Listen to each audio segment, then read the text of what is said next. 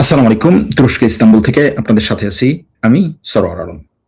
ইরানের কাছে হেরে যাওয়ার মাধ্যমে মার্কিন যুক্তরাষ্ট্রের বা মার্কিন সাম্রাজ্যের পতন কি শুরু হলো? আজকে আমাদের আলোচনার টপিক এটাই। মার্কিন যুক্তরাষ্ট্রের এবং মার্কিন সাম্রাজ্যের পতন শুরু হলো কিনা এটা বাইরে থেকে যতটা না এই প্রশ্নটা করা হচ্ছে তার চেয়ে অনেক বেশি প্রশ্নটা করা হচ্ছে আমেরিকার ভিতর থেকেই। আমেরিকার মধ্যেই এটা নিয়ে এখন ব্যাপক পরিমাণে বিতর্ক শুরু হয়েছে। অনেকে তো এটা বলেই ফেলেছেন যে ইরানের কাছে পরাজয়ের মাধ্যমে মার্কিন সাম্রাজ্যের পতন শুরু। এমনকি এটাকে বিভিন্ন তথ্য উপাত্তের মাধ্যমে তারা প্রমাণ করারও চেষ্টা করছেন যে হ্যাঁ, মার্কিন সাম্রাজ্যের পতনের শুরু। আজকে আমরা দেখব আসলে একটা সাম্রাজ্য কিভাবে পতন হয়, সাম্রাজ্য পতনের পেছনে মূল কারণগুলো কি কি থাকে এবং সেগুলোর কয়টা এখন মার্কিন যুক্তরাষ্ট্রের সামনে উপস্থিত আছে। ইরান যুদ্ধবিরতি হয়েছে, দুই দেশের রাষ্ট্রপ্রধানরা যুদ্ধবিরতি যেই দিন স্বাক্ষর করার কথা ছিল তার আগেই তারা যুদ্ধবিরতিটা স্বাক্ষর করেছেন। মার্কিন যুক্তরাষ্ট্রের রাষ্ট্রপতি এবং ইরানের রাষ্ট্রপতি তারা ভিন্ন ভিন্ন জায়গায় বসে একই চুক্তিতে স্বাক্ষর করেছেন গত পরশুদিন রাতে। যদিও চুক্তিটা আজকে শুক্রবার স্বাক্ষর করার কথা ছিল, কিন্তু শুক্রবার চুক্তিটা স্বাক্ষর হয়নি, অর্থাৎ তার আগেই চুক্তিটা তারা স্বাক্ষর করেছেন। যদিও এই তড়িঘড়ি করে স্বাক্ষর করার পেছনে মূল কারণ কি সেটা তারা উল্লেখ করেন নাই, কিন্তু ধারণা করা হচ্ছে যে এই চুক্তিতে বিভিন্ন ধরনের নাশকতা বা স্যাবোটাজ হতে পারে।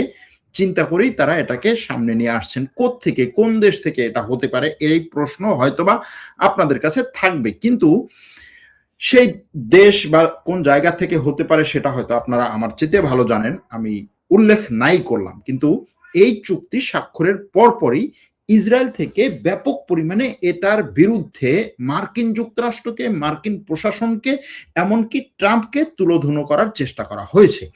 এর বিরুদ্ধে মার্কিন ভাইস প্রেসিডেন্ট তিনি ট্রাম্পকে যথেষ্ট পরিমাণে তার সাপোর্টে দাঁড়িয়েছেন, তাকে গার্ড দেওয়ার জন্য দাঁড়িয়েছেন এবং বলেছেন যে ইসরায়েলের মতো একটা ক্ষুদ্র দেশ যার জনসংখ্যা হচ্ছে অল্প কিছু জনসংখ্যা, মোটামুটি মানে 10 বিলিয়নও না, সেরকম একটা দেশের জন্য তার নিরাপত্তার জন্য সে যদি বারবার মার্কিন যুক্তরাষ্ট্রের মতো একটা মিত্র শক্তিকে সমালোচনা করে এবং মার্কিন যুক্তরাষ্ট্র ইসরায়েলের জন্য যা করেছে সেটাকে যদি অস্বীকার করে, তাহলে তার নিরাপত্তার দায়িত্ব নিজের নেওয়া দরকার এবং সে নিজের নিরাপত্তা যে নিজে নিশ্চিত করতে পারবে না এটা মোটামুটি নিশ্চিত।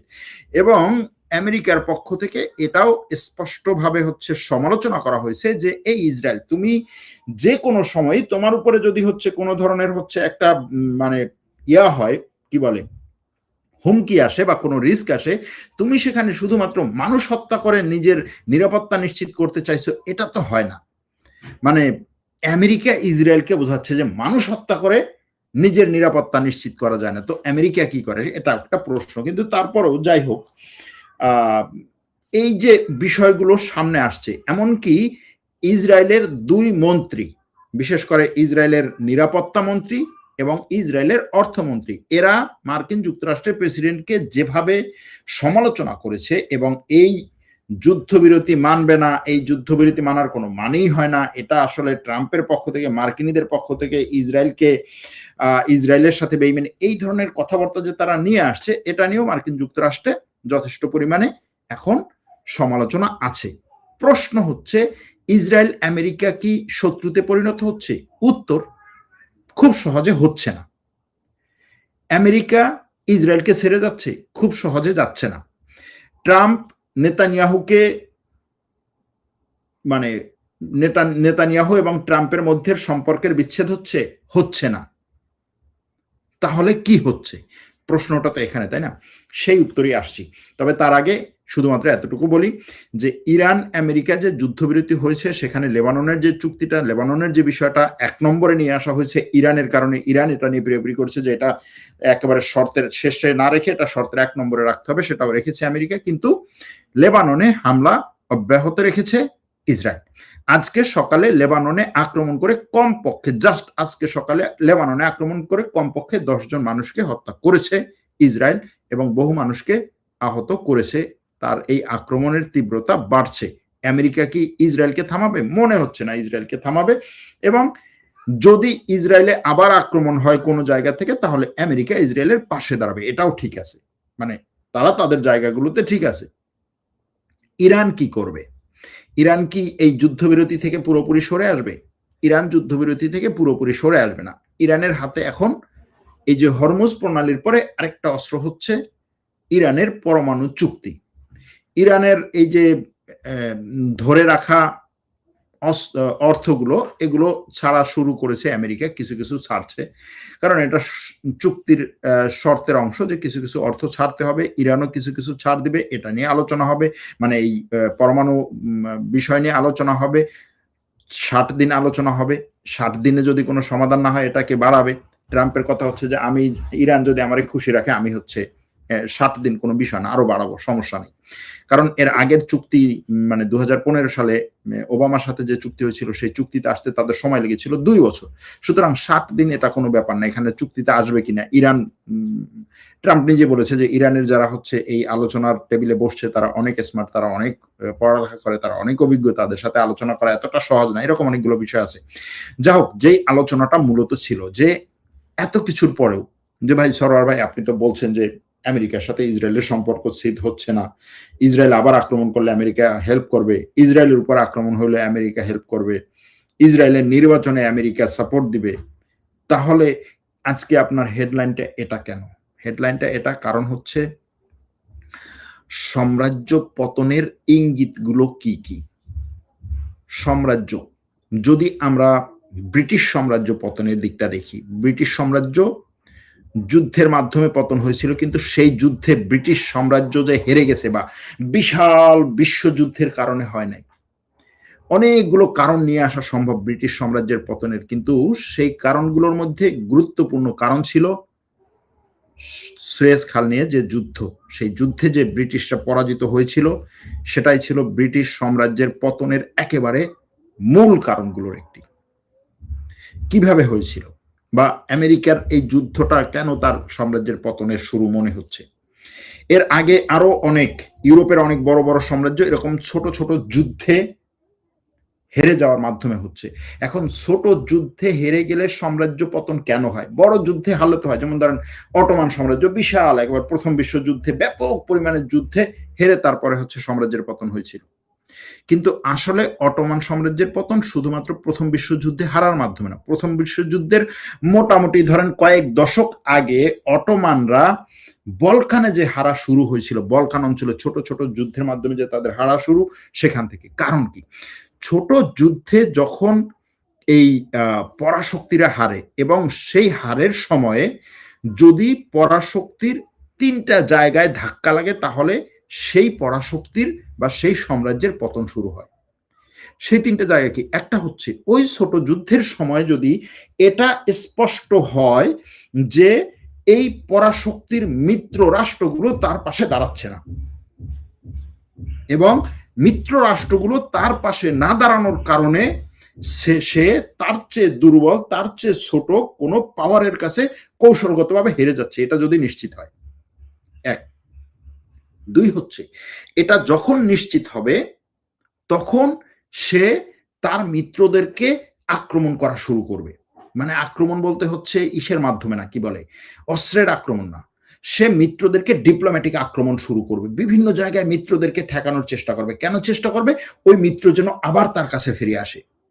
কিন্তু এই যে ঘটনাগুলো ঘটে, তখন সে আস্থা হারায়, সাম্রাজ্য আস্থা হারায়, বা এই যে আধিপত্যবাদ আস্থা হারায়। আধিপত্যবাদের টিকে থাকার মূল জায়গা হচ্ছে দুটো, একটা হচ্ছে আস্থা আর একটা হচ্ছে ভয়। এই আস্থা আর ভয়, এই দুটো যতদিন পর্যন্ত সে টিকে রাখতে পারবে ততদিন পর্যন্ত সে টিকে থাকবে। এখন এই আস্থা আর ভয়কে টিকে রাখার জন্য তার অনেকগুলো কৌশল সে ব্যবহার করে। ধরেন সে অর্থনৈতিক কৌশল ব্যবহার করে, যে অর্থনৈতিকভাবে সে মানে কন্ট্রোল করে যে আমি তোমাকে যদি তুমি আমার পাশে থাকো আমি তোমাকে সব ধরনের অর্থনৈতিক সাপোর্ট দেবো, আস্থা। আর যদি তুমি আমার পাশে না থাকো আমি তোমাকে নিষেধাজ্ঞা দিয়ে শেষ করে দেব, ভয়। সামরিক দিক থেকে একই কাজ করে, যে তুমি আমার পাশে থাকো আমি তোমাকে আমার সব সামরিক সাপোর্ট দেবো, অস্ত্র দেবো, এরপরে হচ্ছে অন্য কেউ আক্রমণ করলে আমি তোমার পাশে দাঁড়াবো, কিন্তু যদি তুমি আমার পাশে না থাকো তাহলে আমি তোমাকে সামরিক দিক দিয়ে শেষ করে দেব, ভয়। শিক্ষার দিক থেকে, কালচারের দিক থেকে, এরপরে হচ্ছে মিডিয়ার দিক থেকে, নির্বাচনের দিক থেকে, রাজনীতির দিক থেকে, ইন্টারন্যাশনাল পলিটিক্সের দিক থেকে, সবগুলোতে তারা এই দুটো জিনিসকে বিভিন্নভাবে ব্যবহার করে। এটা ব্যবহার করার সময় হচ্ছে দেখবেন বিভিন্ন দেশে মিডিয়াকে তারা ব্যবহার করে, বিভিন্ন দেশে এনজিও গুলোকে তারা ব্যবহার করে, এগুলোতে অর্থ ঢালে, এভাবে এটা করে। এখন এই আস্থা আর ভয়ের জায়গাটা যখন কেটে যায়, এটা কখন কেটে যায়? যখন হচ্ছে এই তার চেয়ে দুর্বল কোনো শক্তিকে সে কন্ট্রোল করতে গিয়ে তার এই দুটো জিনিস ভেঙে যায়। বহুবার সে এটা কন্ট্রোল করে বিভিন্নভাবে, কারণ এই আস্থার ভয় দেখেই তো সে তার মিত্রগুলোকে নিয়ে আসে, আবার শত্রুদেরকে দুর্বল করে। কিন্তু এটা করতে গিয়ে যখন সে ধাক্কাটা খায় তখন এই আস্থার ভয় কেটে যায়। কেটে গেলে সে তার মিত্রদেরকে পায় না, সে তাদেরকে, যাদেরকে কন্ট্রোল করতো, যাদেরকে কন্ট্রোল করে সে তার পুরো অর্থনৈতিক সিস্টেমটাকে, সামরিক সিস্টেমটাকে দাঁড় করাতো, তাদেরকে আর পাশে পায় না। কারণ ওই কন্ট্রোল করা রাষ্ট্রগুলো তখন তার এই আস্থাটাও পায় না, ভয়টাও পায় না। কেন পায় না? কারণ হচ্ছে সে দেখতেছে যে মিত্রকে সে আঘাত করতেছে, কোনো মিত্র তার কাছে আসতেছে না, তাহলে আমি যদি আঘাতপ্রাপ্ত হই সে তার মিত্রদের নিয়ে আমার পাশে এসে দাঁড়াবে না। এবং সে এত বছর ধরে তার এই মিত্রদের পাশে দাঁড়ানোর, একেবারে বিনা শর্তে মিত্রদের পাশে দাঁড়ানোর যে সম্পর্কটা বা যে ডক্ট্রিনটা বা যে নীতিটা নিয়ে সে আগাচ্ছিল, সেটা থেকে সে সরে যাচ্ছে। সুতরাং আমার পাশে সে দাঁড়াবে কিনা এর কোনো নিশ্চয়তা নেই। তখন এই মিত্ররা আস্তে আস্তে দূরে সরে যায় এবং মিত্রদের মধ্যে আস্থার সংকট তৈরি হয়। এই আস্থার সংকট থেকে তারা তাদের অর্থকে ওর কাছ থেকে সরিয়ে নিয়ে আসে, সামরিক শক্তিটা নির্ভরতা তার উপর থেকে পুরোপুরি হচ্ছে নির্ভরশীলতাটাকে সরিয়ে অন্যভাবে ডাইভার্সিফিকেশন করার চেষ্টা করে, অর্থনৈতিক নির্ভরশীলতাকে তার কাছ থেকে সরিয়ে নিয়ে আসার চেষ্টা করে। তার এই যে অর্থনৈতিক অবরোধ এবং সামরিক শক্তির ব্যবহার, এই দুটো যখন হচ্ছে অকার্যকর হয়ে পড়ে তখন সে আর সামনে আগাতে পারে না। এখন যদি আমরা আমেরিকার বর্তমান পরিস্থিতিটা দেখি, ইরান যুদ্ধের মাধ্যমে কি হয়েছে, যেটা দ্বিতীয় বিশ্বযুদ্ধের পরে এখনো পর্যন্ত আমেরিকা কোনো জায়গায় কখনোই ফেস করে নাই। আমেরিকা ইরাক যুদ্ধে তার মিত্রদেরকে কাছে পায় নাই, এরকম ঘটনা ঘটে নাই। সবগুলো দেশ সবকিছু নিয়ে তার পাশে ছিল। সিরিয়াতে তার মিত্রদেরকে পাশে পায় নাই, এরকম ঘটনা ঘটে নাই।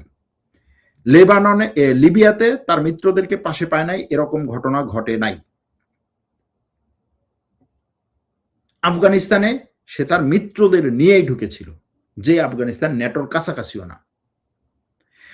এখন যদিও সবগুলোতে তার বিভিন্নভাবে পরাজয় হয়েছে, কিন্তু সেই পরাজয় যখন সে মিত্রদের নিয়ে, সবাইকে নিয়ে যুদ্ধে নামবে, তখন সেই পরাজয়টা তার একার পরাজয়, এবং তার একার পরাজয় না হলে সেটা নিয়ে হচ্ছে বড় ধরনের হচ্ছে অসন্তোষ তৈরি হয় না।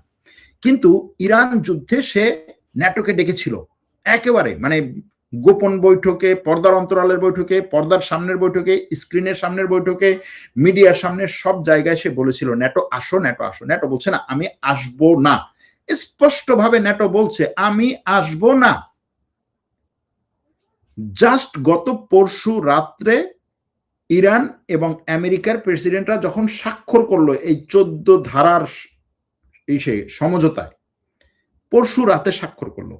গতকালকে ন্যাটোর প্রধান বলল যে হরমুজ প্রণালী উন্মুক্ত করার জন্য ন্যাটো হরমুজ প্রণালীতে একটা নাভাল মিশন পাঠানোর জন্য প্রস্তুত।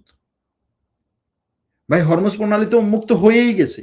ট্রাম্প এতদিন তোমাকে ডেকেছে, এতদিন ওপেনলি বলছো আসবো না, স্বাক্ষর হয়ে গেল সব চুক্তি।